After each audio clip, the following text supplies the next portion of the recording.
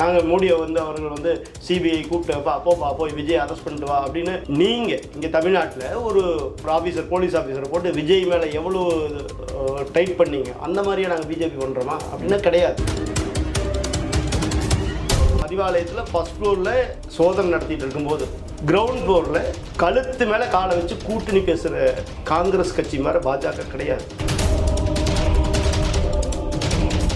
Sir, Karur சம்பவத்தில் இறந்தவங்களுடைய குடும்பத்தை நீங்கள் வீட்டுக்கு வர வச்சு பார்க்குறீங்கன்னா நீங்கள் எப்பேற்பட்ட தலைவர் சார்? எங்களுடைய அன்பு தலைவர் அண்ணாமலை அவர்கள் இலங்கையில் ஒரு நிகழ்ச்சியில் இருக்கிறார், அவர் தொடர் நிகழ்ச்சியில் இருக்கிறார். அதனால் 23ஆம் தேதி பாரத பிரதமர் நரேந்திர மோடி அவர்களுடைய அந்த மேடையில் எங்களுடைய என்டிஏ கூட்டணி தலைவர்கள் யாருன்னு தெரிய போகுது. அதுக்கு முன்னாடியே நீங்கள் திமுக கதற ஆரம்பிச்சிட்டாங்க. பொட்டி வாங்கியிருப்பாங்கன்னு நினைக்கிறேன். பொட்டிக்காக தான் அவங்க, வேற ஒன்றுமே கிடையாது. நோட்டுக்காகவும் சீட்டுக்காகவும் தான் அவங்க, மக்களுக்காக கிடையாது. திருமாவளவன் பற்றி உண்மையை பேசியிருக்கு. திருமாவளவன் கட்சிக்காரங்களாம் என்ன பண்ணணும், ஆராசாவை பற்றி வண்டையாக பேசுங்க, தப்பு கிடையாது. ஆனால் ஒரு புனிதமான அமைப்பை நீங்கள் அவரோடு ஒப்பிடுவது கரெக்டே கிடையாது. சிபிஐ விசாரணையில் 2வது முறையாக விஜய் அவர்கள் ஆஜராகியிருக்காரு. இதில் குற்றப்பத்திரிகைகளோட பெயர் இடம்பெறலாம் அப்படின்னு சொல்லி ஊடகத்தில் தகவல் வந்துட்டு இருக்கு. எப்படி பார்க்குறீங்க சார் நீங்கள்? ஊடகத்தில் 1000 கருத்து வரலாம். இப்போ பார்த்தீங்க அப்படின்னா ஊடகத்தில் தமிழ்நாட்டு ஊடகத்தை பொறுத்த வரைக்கும் மக்கள் பிரச்சனை பேசுகிறாங்களான்னா பேச மாட்டாங்க. அதே மாதிரி பெண்கள் பாதிக்கப்பட்டாங்கன்னா பேசுகிறாங்களான்னு பேச மாட்டாங்க. கஞ்சா இங்கே புழக்கம் அதிகமாக இருக்குது பேசுவாங்களான்னா பேச மாட்டாங்க. கள்ளச்சாராயம் காய்ச்சறானுங்க அதை பற்றி பேசுவாங்களா பேச மாட்டானுங்க. பாலியல் உணர்வு அதிகமாக நடக்குது அதை பற்றி எதாவது எழுதுவாங்களா பேசுவாங்களா, இல்லை அதை பற்றி விவாதம் எதாவது பண்ணுவாங்களான்னா பண்ண மாட்டாங்க. ஆனால் டெல்லியில் ஏதாவது ஒரு சின்ன யாராவது ஒருத்தர் மூச்சு விட்டால் கூட, இல்லை ஏதாவது அளவு அப்படின்னா கூட உடனே அதை பெருசாக்கிடுவாங்க. பெரிய ஊதி பெருசாகக்கூடிய வேலையை நல்லா பண்ணுவாங்க. இங்கே தமிழ்நாட்டை பொறுத்த வரைக்கும் இந்த திமுக அரசாங்கம் செய்யக்கூடிய இந்த மக்கள் விரோத போக்கை கண்டித்து என்னைக்காவது ஒரு விவாதமோ பேட்டியோ இல்லை ஒரு அதாவது அவங்களுடைய அந்த மீடியாவுக்கே ஏதாவது பிரச்சனை வந்தால் கூட ஒரு ஆர்ப்பாட்டமோ போராட்டமோ ஏதாவது பண்ணுவாங்கன்னா பண்ண மாட்டாங்க. ஆனால் டெல்லியை பொறுத்த வரைக்கும் பாஜக அப்படின்னா அப்படியே சக்கரத்தை தண்ணி எடுத்து குடிக்கிற மாதிரி கிளம்பி வந்துடுவாங்க. திமுகனா எதுவும் பேச மாட்டாங்க. இப்போ பார்த்தீங்கன்னா விஜய் அவர்கள் மேலே வருமா வராதா அப்படின்னா அது உச்ச நீதிமன்ற ஒரு நீதிபதி அரசனுடைய தலைமையில் நடக்கக்கூடிய ஒரு விசாரணை. அது அவங்க முடிவு பண்ணுவாங்க, வேணுமா வேண்டாமா அப்படின்னு. ஏன்னா பிஜேபியா முடிவு பண்ணுது, நாங்கள் மோடியை அவர்கள் சிபிஐ கூப்பிட்டு போப்பா போய் விஜய் அரெஸ்ட் பண்ணிட்டு வா அப்படின்னு நீங்கள் இங்கே தமிழ்நாட்டில் ஒரு ஆஃபீஸர் போலீஸ் ஆஃபீஸரை போட்டு விஜய் மேலே எவ்வளோ டைட் பண்ணீங்க, அந்த மாதிரியே நாங்கள் பிஜேபி பண்ணுறோமா அப்படின்னா கிடையாது. இங்கே தான் திமுக தான் பண்ணாங்க அந்த வேலையை. ஒரு எல்லாமே நீதியரசர் மூலமாக கூட டைட் பண்ணுற வேலையை விஜய் மேலே விஜய் அரெஸ்ட் பண்ணக்கூடிய அளவுக்கு அழுத்தம் கொடுக்கக்கூடிய அளவுக்கு திமுக பண்ணுச்சுன்னு மக்கள் பேசுகிறாங்க. ஏன்னா அந்த அளவுக்கு இங்கே திமுக அந்த 41 பேர் இறந்த சம்பவத்தை அரசியலாக்கி ரூல்ஸை ஃபாலோ பண்ணுங்கடான்னு அந்த நாடகத்தில் இருந்து எல்லாம் பார்த்துக்கிட்டு தான் இருந்தாங்க. அந்த மாதிரியா நான் பிஜேபி பண்ணுறாங்க. அங்கே நீதியரசனுடைய தலைமையில் சிபிஐ விசாரணை, அது உச்ச நீதிமன்றம் கொடுத்துருக்குது. பிஜேபி மோடி அரசாங்கம் உச்ச நீதிமன்றத்தை பார்த்துட்டு 41 பேர் இறந்துட்டாங்க, நீங்கள் விசாரணை ஆரம்பிங்கன்னா சொன்னாங்க. மக்கள் போய் கேட்டாங்க சுப்ரீம் கோர்ட்டில், சார் இந்த மாதிரி ஆகிப்போச்சு, தமிழ்நாடு அரசாங்கம் சரியான பாதையில் இந்த வழக்கை கொண்டு போகிற மாதிரி தெரியல, தனிப்பட்ட நபர் விஜயை பிடிச்சி கொண்டு போய் அரெஸ்ட் பண்ணுற மாதிரி தெரியுது அப்படின்னு நிறைய பேர் வழக்கு போட்டாங்க. எங்களுடைய தலைவர் அன்பு தலைவர் அண்ணாமலை அவர்களும் அதுக்காக குரல் கொடுத்தார். ஏன்னா ஒரு தனிப்பட்ட நபரை அரெஸ்ட் பண்ணக்கூடாது. இதுக்கு காரணம் யார்? அங்கே இருக்கக்கூடிய அந்த அரசாங்கம். ஏன்னா அவங்க சரியான முன்னேற்பாடு அங்கே பண்ணலை.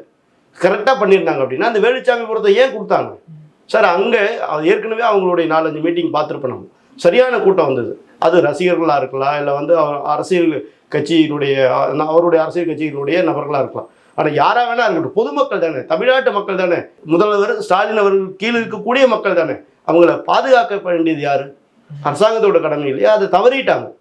அதாவது ஆட்சித்தலைவரும் அங்கே இருக்கக்கூடிய அந்த போலீஸ் அதிகாரிகளும் இந்த இடத்துல தான் நீங்கள் நடத்தணும்னு ஏன் சொன்னீங்க அப்படிங்கிறதான முதல் கேள்வி வருது. அப்புறம் அங்கே தண்ணி வசதி இல்லை, அதையே ஏற்பாடு பண்ணலை. போலீஸ் 500 பேர் இருந்தான்னு ஒருத்தர் சொல்கிறாரு, 300 பேர் இருந்தான்னு சொல்கிறாரு. முதலமைச்சர் அவர்களே சட்டசபையில் நாங்கள் 600 பேர் இருந்தோம்னு சொல்கிறாங்க. எது உண்மை? இதுவே விசாரிக்கப்பட வேண்டியதில்லை. எந்த இடத்துக்குமே போகாத அரசு இயந்திரம் அந்த இடத்துல அரை மணி நேரத்தில், அடுத்த அரை மணி நேரத்தில் நடக்கிறதுக்கு அரை மணி நேரத்துக்கு முன்னாடியே தயாரானது எப்படி? இப்படிங்கிறது கேள்விக்கெல்லாம் சிபிஐ விசாரணை சரியான பதிலை கொடுக்கும். ஏன்னா இங்கே நடந்தால் அது நடக்காது.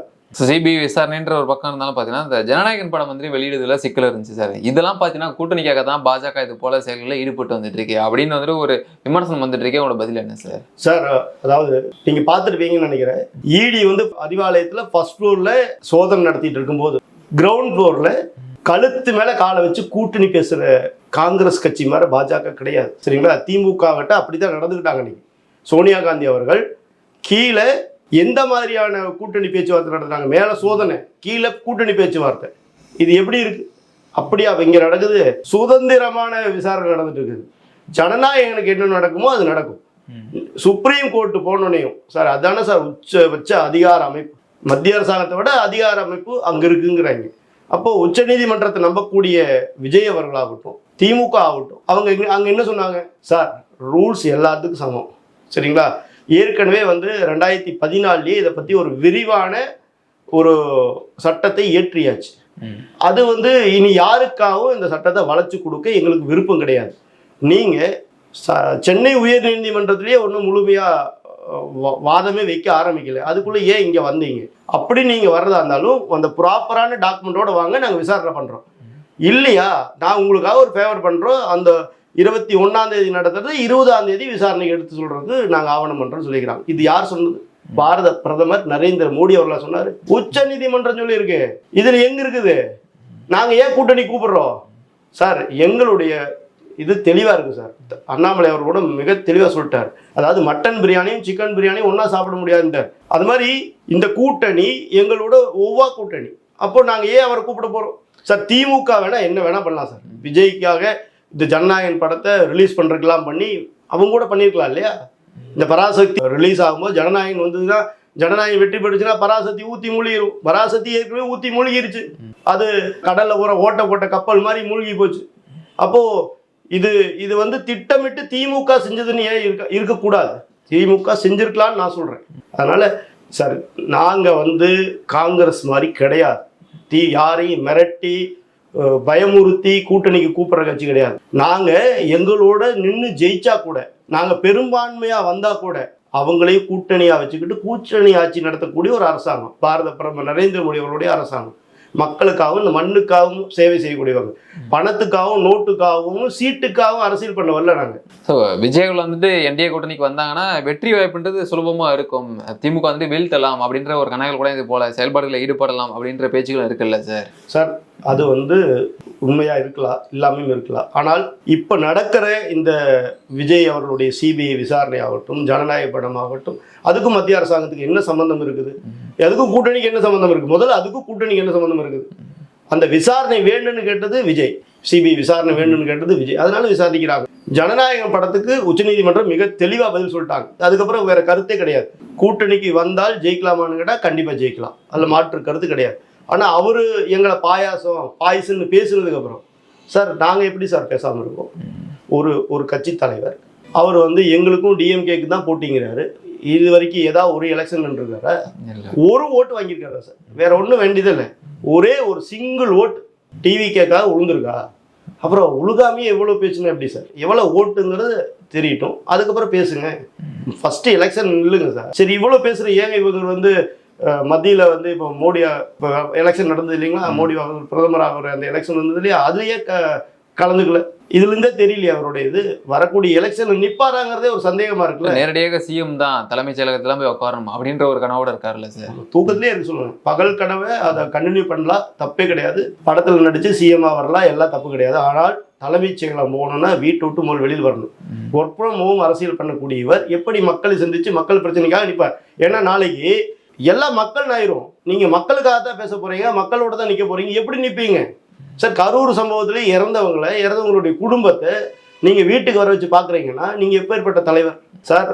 எங்களுடைய அன்பு தலைவர் அண்ணாமலை அவர்கள் இலங்கையில் ஒரு நிகழ்ச்சியில் இருக்கிறார். அவர் தொடர் நிகழ்ச்சியில் இருக்கிறார். இந்த சம்பவம் நடந்தது தெரிஞ்சோடனே நிகழ்ச்சியில கேன்சல் பண்ணிட்டு அடுத்த நிமிஷம் நிக்கிறாருங்க, கரூர் வர்றாரு. ஆனா நீங்க கரூர்ல இருக்க வேண்டிய நீங்க உங்களால அந்த சம்பவம் நடந்த உங்களால நீங்க அதுக்கு பயந்துட்டு சென்னையில வீட்டுக்குள்ள உட்காந்துக்கிட்டீங்க. 45 நாள் 50 நாள் கழிச்சு வெளியில தலை காட்டுறீங்க. இப்படிப்பட்ட இவர் எப்படி மக்களுக்காக நிற்பாருங்கிற ஒரு கேள்விக்குறி இருக்குல்ல. அது மட்டும் இல்ல, இவர் இது வரைக்கும் ஏதாவது பிரஸ் பார்த்துருக்காரா? கேட்டா என்ன சொல்றாங்க? அவரு பிரஸ்ஸே பார்க்க வேண்டியது இல்லைங்க, அவர் அவ்வளவு பெரிய தலைவர். என்ன பெரிய தலைவர்? பிரஸ்ஸை பார்த்தா தானே தெரியும் தலைவரா இல்லையான்னு. மக்களுக்கு உண்டான இவர் எந்த மாதிரியான கொள்கைகள் வச்சிருக்காரு, கோட்பாடுகள் வச்சிருக்காருன்னு தெரியும். என்ன கொள்கைன்னு கேட்டா நண்பா நண்பிங்கிறாரு, என் நெஞ்சில் குடியிருக்குங்கிறாரு. சார் எல்லாருடைய நெஞ்சிலையும் மக்கள் இருக்கத்தானே செய்யறாங்க. யார் நெஞ்சில் இல்லாம இருக்கிறாங்க? எல்லாருக்கும் நண்பர் சகோதர சகோதரின்னு தானே எல்லாருமே பேசுறாங்க. யார் இல்லைங்கிறா? எல்லாருக்குமே மக்கள் மேல பாசம் இருக்கு. ஆனா மக்களுக்காக நீங்க என்ன செய்வீங்கன்னு சொல்லணும்ல. இது வரைக்கும் சொல்லலையே. அந்த ஃபர்ஸ்ட் பிரஸ் மீட்டுக்கு ஏடிஎம்கேல இருந்து ஒரு லீடர் வர வேண்டியது இருக்கு. செங்கோட்டையன் அவர்கள் வந்ததுக்கு அப்புறம் தான் 2 வருஷம் கட்சி ஆரம்பிச்சு ஒரு பிரஸ் மீட் கூட நடத்தாது விஜய் கட்சிக்கு. ஏடிஎம்கே கட்சியிலிருந்து செங்கோட்டையன்கிற ஒரு நபர் வந்து தான் ஃபர்ஸ்ட் பிரஸ் மீட்டே நடத்துறாரு. அப்புறம் இது எந்த அளவுக்கு இந்த கட்சி இருக்கு பாருங்க. வரக்கூடிய 23ஆம் தேதி பிரதமர் மோடி அவர்கள் வந்து தமிழகம் வராரு. சென்னையில மாநாடு வச்சிருக்காங்க. இதுல என்டிஏ கூட்டணியுடைய அனைத்து கூட்டணி கட்சி தலைவர்களும் மேடையில் அமர வைக்கணும் அப்படின்ற ஒரு எதிர்பார்ப்பு இருக்கு.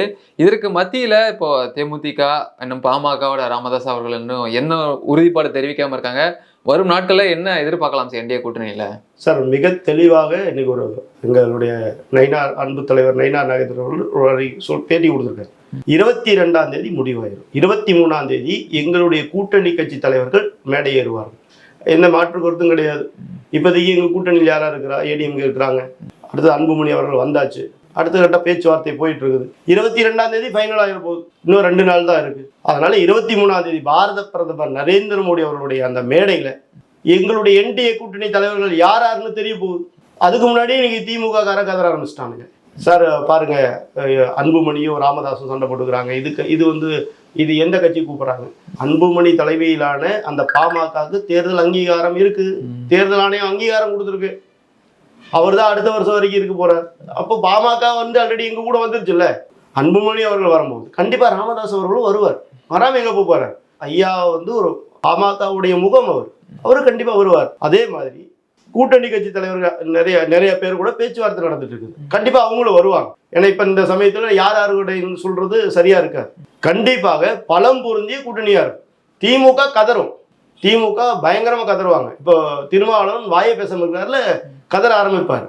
இப்ப எல்லாத்தையும் அடக்கி வச்சுட்டு கதறுவாரு. பாருங்க 2 நாள் கழிச்சு திருமாவளவன், முதலமைச்சர் அவர்கள், மு.க. ஸ்டாலின் அவர்கள் எல்லாம் கதறத்தான் போறாங்க. அந்த அளவுக்கு கூட்டணி பலமான கூட்டணியா இருக்கு. திமுக கூட்டணியை பொறுத்த வரைக்கும் விசிகா வந்துட்டு முன்னாடி ஒரு குரல் வச்சிருந்தாங்க. எங்களுக்கு வந்துட்டு இரட்டை இலக்கில் வந்துட்டு சீட் வந்து போட்டிடணும் அப்படின்னு ஆசையா வச்சிருந்தாங்க. இப்போ ஒரு அமைதி கேட்கறாங்களே, என்ன காரணம்? தேர்தல் நெருங்கி வரக்கூடிய நேரத்தில் கோரிக்கைன்றதை முன்வைக்காம இருக்காங்களா? எப்படி பாக்குறது? பொட்டியும் வாங்கியிருப்பாங்கன்னு நினைக்கிறேன். பொட்டிக்காக தான் அவங்க, வேற ஒண்ணுமே கிடையாது. நோட்டுக்காகவும் சீட்டுக்காகவும் தான் அவங்க, மக்களுக்காக கிடையாது. சார் சீட்டு கம்மியாக கொடுக்குறேன், நோட்டு அதிகமாக தர தந்துருங்க, அவ்வளோதான். அவங்களுக்கு தேவை என்ன சார்? அம்பேத்கர் அப்படிங்கிற அந்த ஒரு மனிதரை வச்சு அரசியல் பண்ணுவாங்க. அரசியல் வியாபாரி திருமாவளவன். இல்லைன்னா அந்த மக்களுக்காக ஏதோ ஒரு இடத்துலயாவது குரல் கொடுத்துருக்காரா? ஸ்டாலின் அவர்களை எகைன்ஸ் பண்ணி எங்கேயாவது பிரச்சாரம் பண்ணியிருக்காரா? சார் 65 பேர் இறந்து போறாங்க சார் கள்ளக்குறிச்சியில. அப்ப கூட மது ஒழிப்பு மாநாடு நடத்தி மோடி அவர்களை திட்டுறாரு. அப்ப இங்க மோடி ஆட்சி பண்றாரு, இந்த கேடி ஆட்சி பண்ணிட்டு இருக்கிறார். இந்த கேடியை திட்டாம மோடியை திட்டுறாரு.